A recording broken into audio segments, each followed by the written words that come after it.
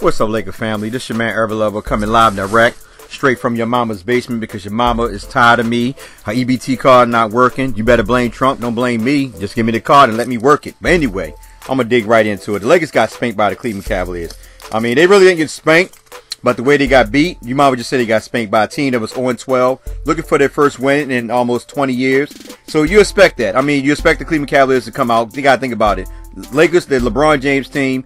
Every time the Cleveland Cavaliers play the Lakers, aka LeBron James team, they're going to come out hard, regardless. It's just like any ex-Laker player that plays against the Lakers, they're going to try to play their best. That's why Jordan Clarkson was trying his hardest, but he only ended up with 9 points. But just keep this in mind, though. Jordan Clarkson is, if I'm not mistaken, leading that team in scoring. He's averaging, I think, almost 18 points a game. And I'm not even really talking about. I'm going to talk about it. This is going to be a two-part segment because I'm going to talk about the players on this one, and then I'm going to come back and talk about Luke Walton. So I'm not going to address Luke Walton in this segment, but I'm going to address the players. And I want you guys to understand and realize this. First and foremost, when the Lakers were 20-14 before LeBron James got hurt. Well, matter of fact, I think that was when he got hurt. When he was 2014. The whole fan base, they were hoo-ha. Everybody was happy. Everybody was excited. Nobody was talking about people getting traded. I mean, the AD conversation was being floated around. I mean, you hear some people talk about, you know, trading Brandon Ingram and this and that. But based on the fact that the Lakers were winning, we was in the 4th place. The whole Lakers fan base was excited. Everybody was happy. You know what I mean? We was like, you know, we felt good. LeBron goes down. Rondo goes down. And then all turmoil comes. Now all of a sudden, we talking about trade this player, get rid of this player, get rid of the coach, do this, do that. But when we were winning, we didn't have a problem with it. But soon as we start losing, now it's like, you know, it's like, damn if you do, damn if you don't. Like I said, I'm not going to address Luke Walton, but I'm going to address the players.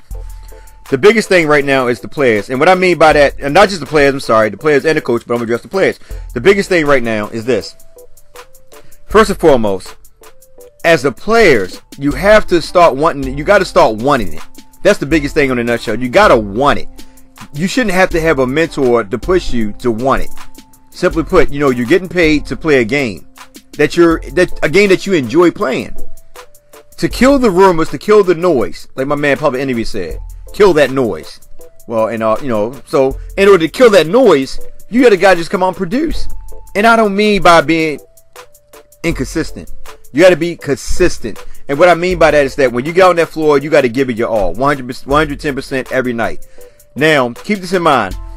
A lot of fans fail to realize that when LeBron James was here, I've been saying this over and over again. You know, for all the people keep saying LeBron need help, he need this, he need that.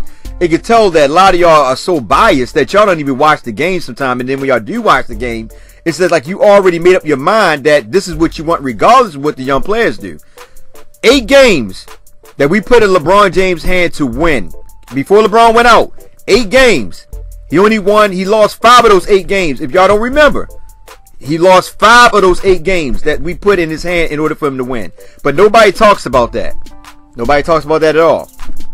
I know, you know what, matter of fact, I'm going to throw the Luke Walton segment in here with the thing, because this is going to be just one segment. It's going to be a nice long segment because I ain't got time to make no part 2 because I might forget and only come back around to it. So anyway, I'm just going to mix it all in there. So you just grab your tea, grab your coffee, grab your smokes, you know, grab your beer. Some of y'all hold back on your food, you know what I mean, because you never know what might happen with the furloughs and well, everything is going crazy right now in the United States. For all the other countries, I pray for you guys as well. But anyway. All right, let's address this real quick.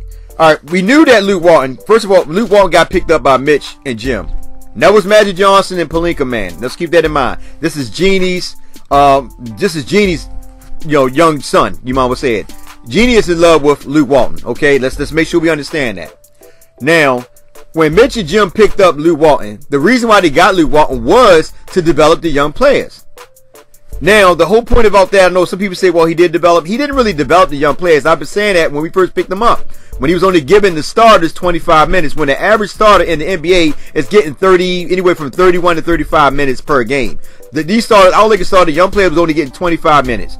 Remember, Luke Walton, remember the Moscow and the freaking Luau Dane contracts. Keep this in mind. That was Luke Walton, Mitch Kupchak, and Jim Buss. They all got together. They went right after. These were the people that he wanted. He wanted these type of individuals to fit his scheme. You know, so keep that in mind. So, at the end of the day, they signed them long contracts. So them long contract because they didn't think that they're gonna be up out of there. They thought Luke Walton would be the man to turn the team around. None of that transpired at all. Instead, they wound up getting fired. But basically fired. So Magic Johnson come into the helm. When Magic Johnson come there, he noticed right away that Luke Walton is not developing these young players.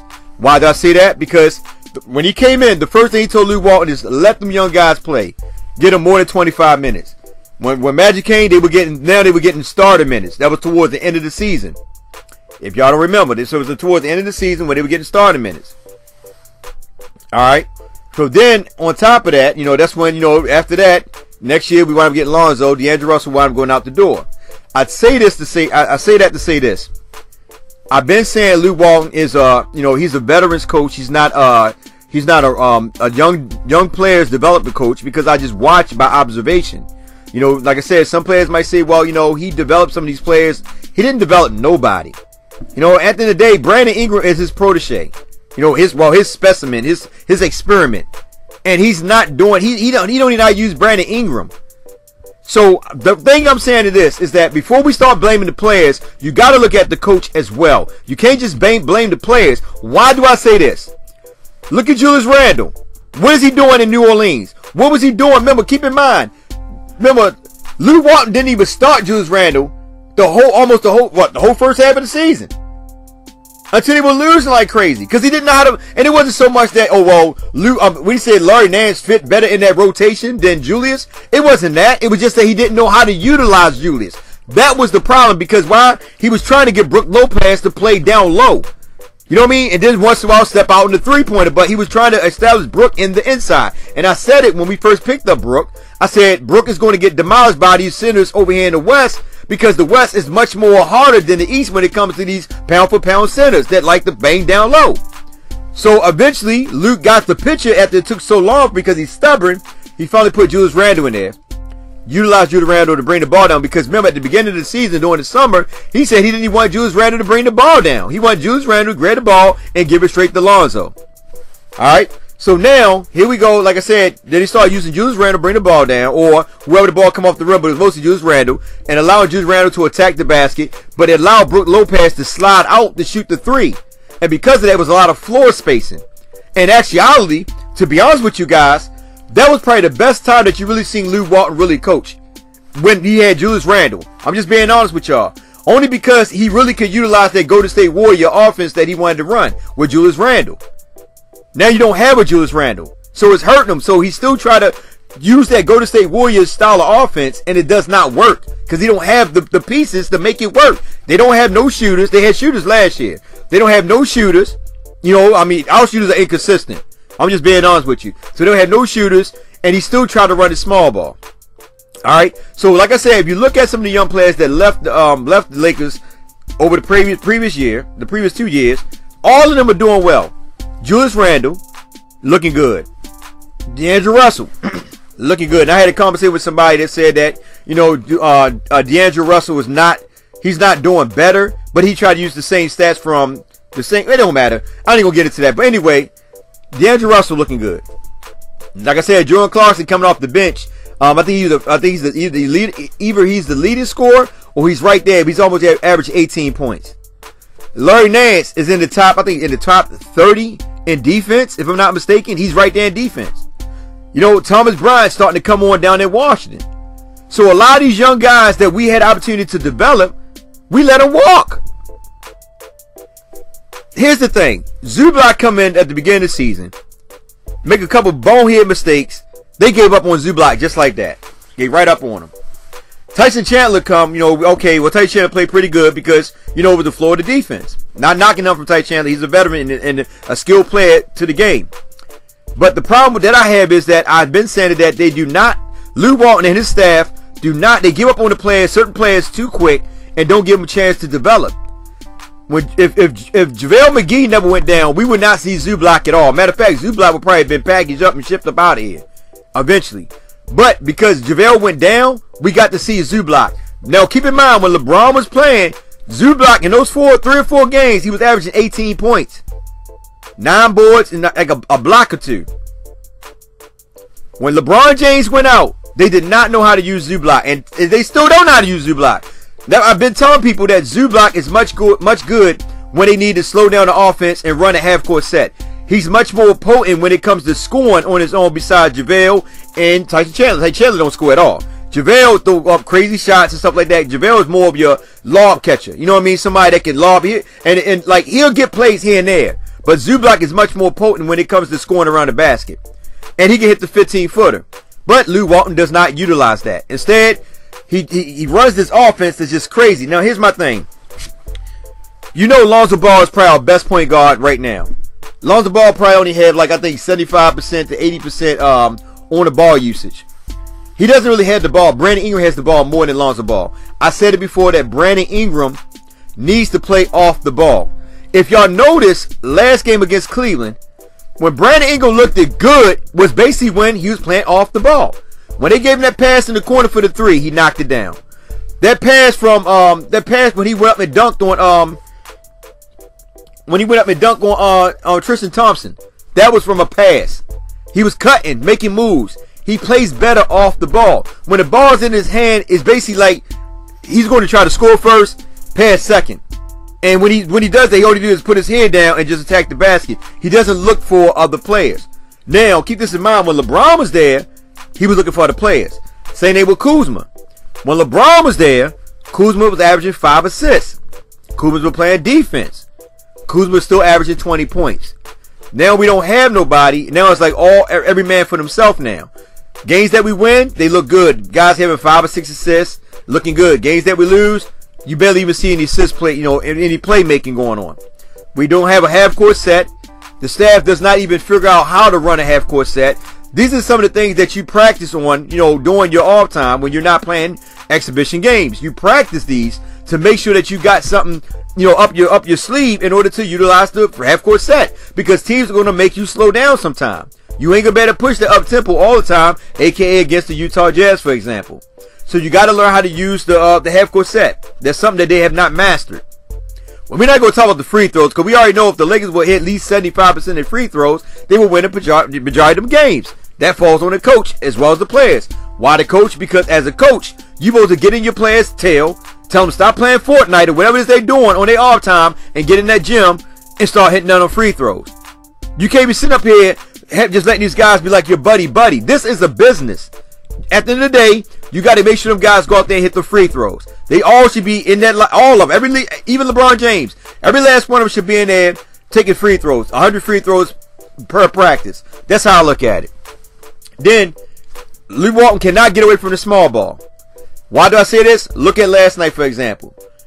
Beasley and Beasley and freaking Kyle Kuzma. I said in my video, a couple videos up, I said I would love to see both of them out there. Then I reneged. I said, oh no. Matter of fact, let's stick with the big guys because it's working. Look at the minutes that the big guys played last game. Look at it. It's freaking ridiculous. JaVale McGee only played 23 minutes. That's right, run his minutes. Zubac only played 11 minutes. 11 minutes. He was 2 for 3. He had 2 rebounds, 2 blocks, 5 points. 11 minutes. Tyson Chandler only played 4 minutes. He didn't do nothing. Just 2 rebounds. 2 rebounds. JaVale McGee, like I said, JaVale McGee, 1 for 3. He did have 8 rebounds, 1 block. But you can see the frustrated JaVale McGee's face. That's why I said at the end of the day that Lew Walton, I don't know what the hell Lew Walton's running. But if he's trying so hard, this is why I'd be thinking that's why sometimes I'd be thinking that they really trying to trade Brandon Ingram. Because if there's no reason for them to try to push Brandon Ingram so hard. He's, you know what I mean? Like, they really trying to push him real hard. Like, they let him have the ball in his hand majority of the time to let him create. And I just don't get it. Like, you have Lonzo Ball there. You know what I mean? Like, are you showcasing Brandon Ingram hoping that you can get a trade? Because right now, their stock has went down. Way down. The only one that probably will be able to be actually packaged with somebody is Kuzma. But their stock has went way down. So, my thing is this. Before we start talking about getting rid of Lew Walton, trading the players, I want to say this. Lew Walton is more a veterans coach, so he fits the LeBron James scheme. As I said it, they were 20-14 before LeBron James went out. As you can see, he's not a good coach. He does not develop the players. He doesn't know what to do. There's games where you, like I said before, there's games where you scratch your hand like, what the hell are you doing in your rotation? Then there's games where we go, yeah, there you go, Luke. That's what I'm talking about. That is a good freaking rotation there. It happens. That just shows you that he's still learning. He's not a veteran seasonal coach. He's learning. Remember, he played the Ghost. I told y'all guys in my video a long time ago before we picked him up, and I wanted Mark Jackson. I said the guy has coached the team that really don't need to coach themselves. I mean, they can coach themselves. Prime examples: Steve Kerr. I think one game they were blowing somebody out or whatever they were doing. Steve Kerr allowed the players to coach the team. He sat back, let them use the chalkboard and all that. That show you at the end of the day, it's not the coaches, it's the players. You get 4 or 5 all-stars on one team. What you expect to do? You don't have to do anything. So before we sit there and say, well, Luke Walton won 40-something games with them, and he only lost 3 or 2 games. Look who he had. Come on, y'all. Wake up and understand this. I'm not saying fire him because, like I said, he fit LeBron James' scheme. LeBron James is not real big on X and O coaches. Why do I say this? Mike Brown was X and O coach. What happened to him? David Bland was X and O coach. What happened to him?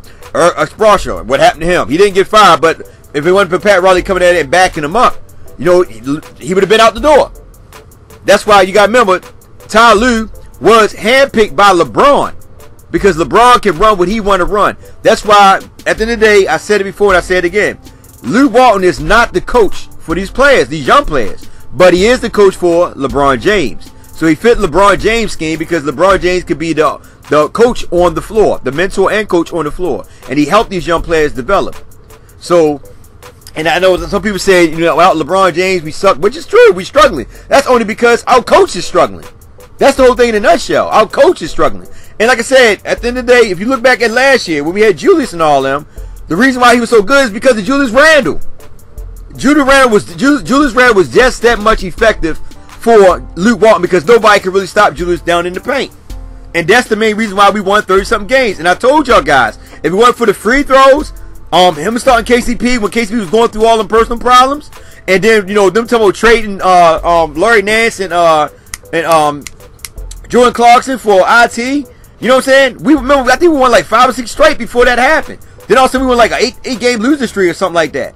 You know what I mean? Because all these different rumors started coming up. So the guys were worried about being traded. But at that particular time, we were playing good. So, listen, the free throw thing has been something since Luke Walton been here. That has been a big major letdown since he's been here. Because why? You're not actually helping the players. You don't even have a shooting coach. And if we sit here and talk about, well, let's get rid of the players. It's not just the players, man. It's the coach. If you don't even have a shooting coach to even help these guys shoot, make free throws and all that, what the hell are you doing? Remember, his staff was handpicked by him. Nobody not shoot. No shooting coach. They don't have no half-court set offense. You see it. When they run half-court sets, they don't know what to do. There's no pick and roll. There's no schemes. There's no backdoor cuts. No high rolls. Nothing. There's nothing on there. You don't see pick and rolls once in a while, but not as much. They always do that one thing at the top of the perimeter where they all go 3 guys run around and pass at each other, and then somebody line up at the perimeter. And like I said, then y'all got to keep in mind, Kuzma doesn't even have no play callings going his way. They don't even. Luke Walton doesn't have no play calling for Kuzma. Everything Kuzma does, he does on his own. And I want to make sure y'all understand this. During the halftime, when Kuzma was hot, that game we scored 41 points. They asked, and I'm paraphrasing it because I can't remember everything he said. But they asked him, how do you feel about Kuzma going off like that? He said, oh, yeah, that's good. I'm happy for him. He said, but, remember the but he got to get more involved with the team. He got to pass and do other things. This guy actually single-handedly beat a team for you, and you talking about passing. Kobe ain't really passed like that. Kobe was good, but when Kobe was hot, Kobe wasn't passing. You know what I'm saying? When Jordan was hot, Jordan wasn't passing. I mean, with the 2 he passed to Jim Paxson and Steve Kerr for them open threes. But other than that, when you hot, you go to the hot end. Why would you want somebody that's hot pass the ball up? So you notice the next game, what does Kuzma do? He struggled. How is it that you score 41 points and your coach is still not happy about that? You know what I'm saying? The players are happy. Why do you think JaVale McGee came on and spoke out about Luke Walton? Man, listen, at the end of the day, Luke Walton is more at fault than the players. The only thing that's on the players is the free throws. He's got everybody's playing out of their position. He's not playing them to their strength. He playing to their weakness. Lonzo Ball should be bringing the ball down, like I said, 90% of the time. Lonzo Ball should be running that offense. When Lance Stevenson get in there, Lonzo Ball still should be running that offense. Point blank, period.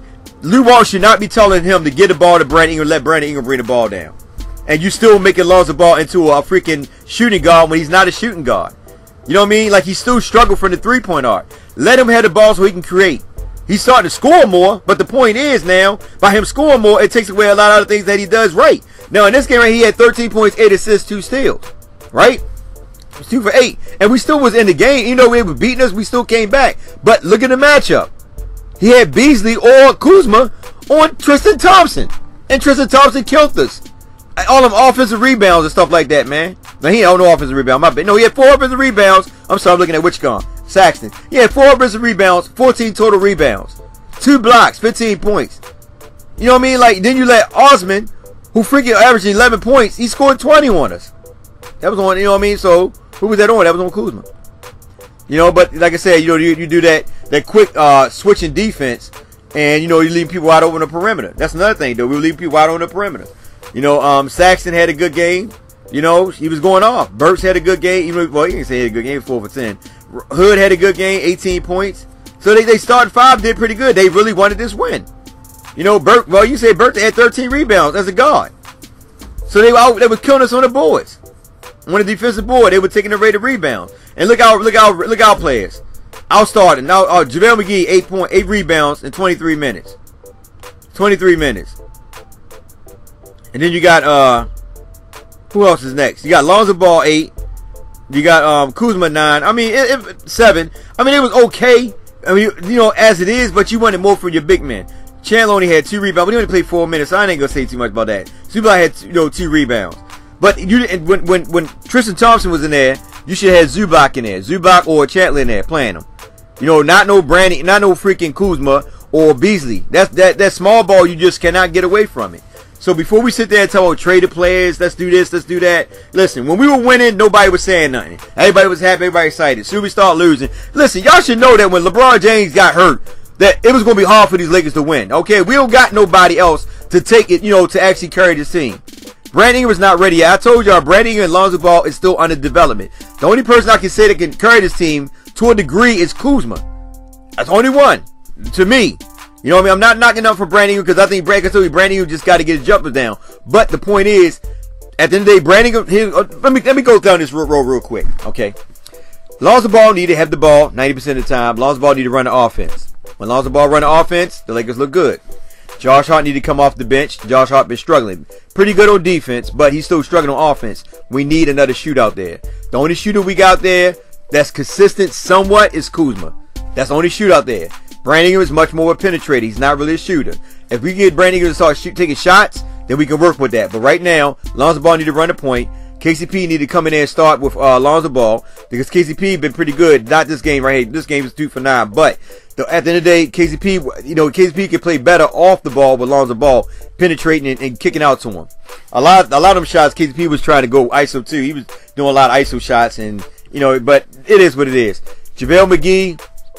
Nothing really to say about him, man. You know, you're going to get what you're going to get from JaVale McGee. You know, Brandon Ingram, like I said before, he need to play off the ball. You know, right now they got him playing small forward, but he need to play off the ball. He don't need the ball in his hand all the time. If you got him bringing the ball down, that's crazy. You let Lonzo Ball bring the ball down because Lonzo Ball have a better high IQ when it comes to finding open players compared to Brandon Ingram.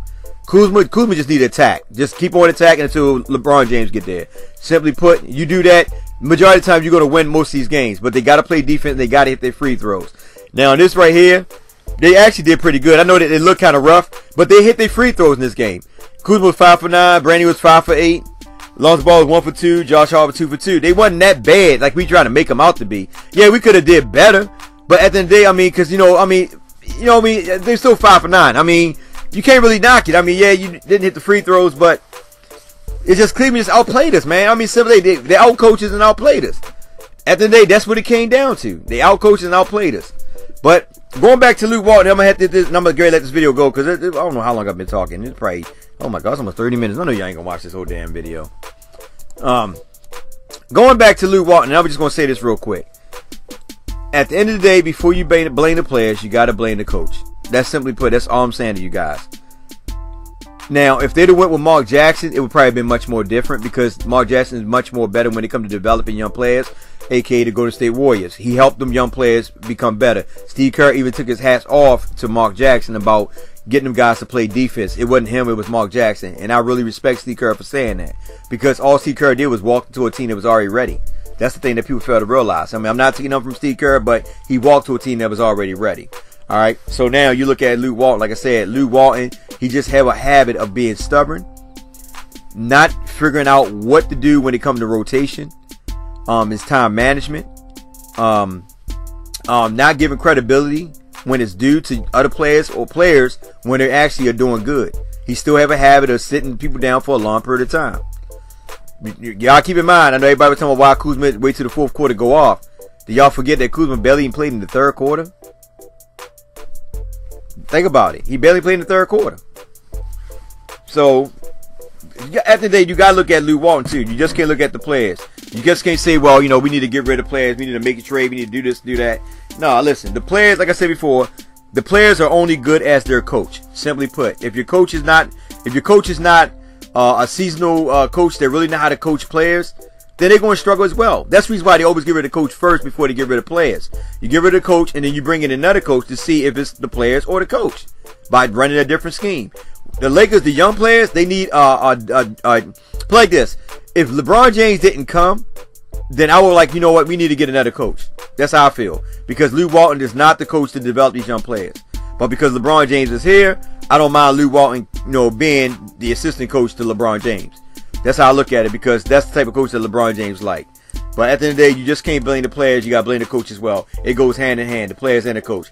Players got to want it. They got to, you know, really want it. They got to go out there and act like they want it. And only one that to me, that really act like they want it, are those young players is Kuzma. I'm just being honest. I'm not taking up for Brandon Ingram.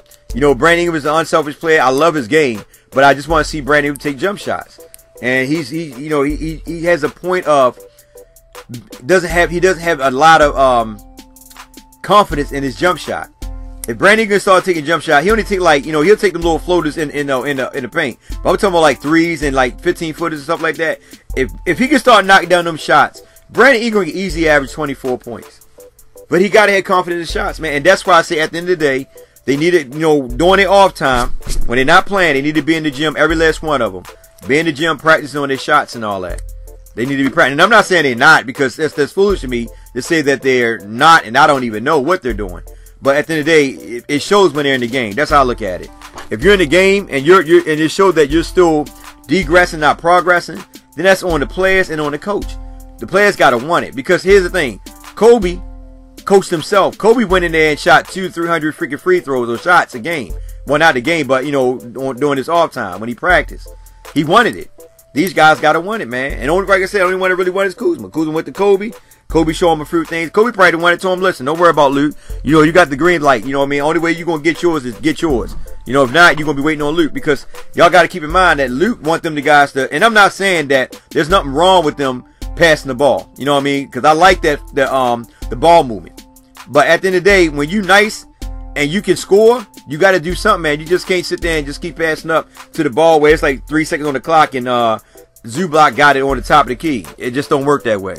But that's my thing. At the end of the day, like, I'm not gonna talk about trade players or get rid of them or nothing like that, man. I'm just hoping that the Lakers could just stay, you know, win some, lose a couple, whatever. As long as they stay right there and they don't go on a streak where they lose like eight straight, then we have a problem. But as long as they stay right there until LeBron James get back, we are okay. Y'all need to stop. Listen, guys. Let's stop complaining. I mean, not gonna say complaining. I don't want to say crying, but that's what we sound like. Let's stop crying and whining. When LeBron James come back, we should be okay. We still in the pack. About to throw up. Excuse me. We still in the pack. It's not like we're like 8-9 games out. The West is still wide open. You know what I'm saying? We're right now we're 23-21. It's not that bad. You know, we won 3, lost 7. Okay. You know, we should have, like I said, we should have beat Cleveland and New York. If we beat Cleveland, New York, that would be what, 5-5. I mean, not 5-5. Yeah, 5-5. You know, then we'd still be pretty good. We'd be 25-18, which ain't bad. So we still right there, y'all. Before we start crying and complaining and all that, come on, let's trade the players. I'm done. Let's go ahead and do this and that. Listen, guys, you got to remember, LeBron James is the anchor of this team. Then it's Kuzma when it comes to scoring. All right, but him and Rondo, with both our veterans gone out right now, it's going to be a struggle for the Lakers. Period. At the end of the day, I don't care who they pick up. It's still going to be a struggle. And y'all need to understand and realize that it's all about how they're being coached and if they really want it when they're on that floor. That's the whole thing in a nutshell. You know what I mean? Like, for instance, I'm going to tell you like this. I know Lonzo Ball, he a humble dude. But if I was Lonzo Ball, I say, you know what? Give me the rock. I'm going to run this point. But, you know, he's one of them guys that respect the coach. He's not going to do that. You know, but Kuzma, like, you know what? Screw it. I'm going to score. And he's always sit Kuzma down last year. But y'all ain't don't remember that. You know what I mean? He used to sit him down. You know what I mean? But Kuzma's like, man, I'm going to score. I'm going to do me. And that's what Kuzma been doing. I mean, he been playing the thing. And for those that keep saying that Kuzma is one-dimensional, I don't know where the hell y'all got that from. Because, like I said, when LeBron was out there, him and Josh Hart playing pretty good. You know what I mean? And Kuzma's still playing pretty good. It's just that probably tired, man. Tired. You know what I mean? Beat up. Because you remember, they got him playing center. They got him playing power forward, which is not his natural position. But the point is that you down low and you banging body with people, man. That takes a wear and tear on your body. You know what I mean? Ain't nobody, ain't only one besides the centers and Kuzma is on there and banging down low. They don't have no other power forward. So you gotta think about it, man. They don't have no other power forward, so they, you know, so it's, you know, they doing whatever they can. But I think that Lou Walton need to look at, and that's another thing. He need to look at the freaking, the G League and see who he can bring up. You know what I mean? Like, I'm serious, man. I like Lance Stevenson, but I'd rather let Alex Caruso run a point behind Lonzo. And I know Alex Caruso not that bad. He's not that good, but he's okay. He can bring the ball down. It takes a lot of stress off Brandon Ingram. Because Brandon, like I said before, Brandon plays better off the ball. Simple put, Brandon played better off the ball. And when Lonzo Ball got the ball, man, we just look more effective. But when Brandon got the ball, we struggle. Because Brandon was always looking for his shot first, and then he'll find somebody else where it may be. But this video going too long, man. Anyway, I just want to let you guys know before we start acting crazy and all that, man. Remember, all we gotta do is just win some and just stay in the middle of the pack. When LeBron James come back or Rondo, whatever one come back, we should be okay. But we just need one of them veterans to come back to help these young guys. Because Luke Walton ain't the answer. And I'm not going to say fire Luke, because I told y'all before, Luke Walton fits LeBron James. Now, if we want to fire Luke, you know what I'm saying? Then you got to think about who going to come in and coach LeBron James. That's what y'all finna realize. We're going to get Ty Lue. So think about it before we talk about fire Luke Walton. Because ain't no X no coach going to be able to deal with LeBron. LeBron going to have to, and first and foremost, Matt Johnson got to talk to LeBron about who to coach, who he want to coach him. And he going to probably tell him. Either Ty Lue or keep Luke Walton. So I ain't going to fire Luke. Luke is good for LeBron. He's not good for them young players, though. Like I said, look, all them young players that left, man, they're still doing, they're all doing good. Every last one of them. Freaking D'Angelo Russell them right now might have a chance to make the playoff. And D'Angelo Russell, I believe, is their leading scorer. And the Pelicans just got Murray back, and they starting to pick up. You know what I'm saying? So I'm just telling y'all guys, man, today, man, we let a lot of them young players go for no apparent reason. You know what I mean? You know, it was just bad moves by Mitch Kupchak, Jim Buss. And now we, you know, and now it is what it is, man. We're seeing, you know, the dawn of days. But and like I said, I think the Lakers are cursed, man. Goddamn, you know, we can't even keep no freaking superstar healthy or veteran. Somebody that won a championship, like it's a curse. I don't know who put it on us, but we got it. Maybe Jim did. Maybe Jim went down there and talked to a voodoo person, you know, down in New Orleans, and the guy smacked him a couple times with a chicken leg. And next thing you know, bam, you know, now the Lakers are just struggling. But anyway, it's your man Urban Lover. Like, share, subscribe. This video is long as hell, man. I know y'all ain't gonna watch it because y'all freaking attention span only 5 minutes. Anyway, y'all take care. Have a blessed one. I love you guys, man. On to the next game, man. All hope is not lost, man. If you don't believe me, ask Star Wars. Ask Star Wars Han Solo.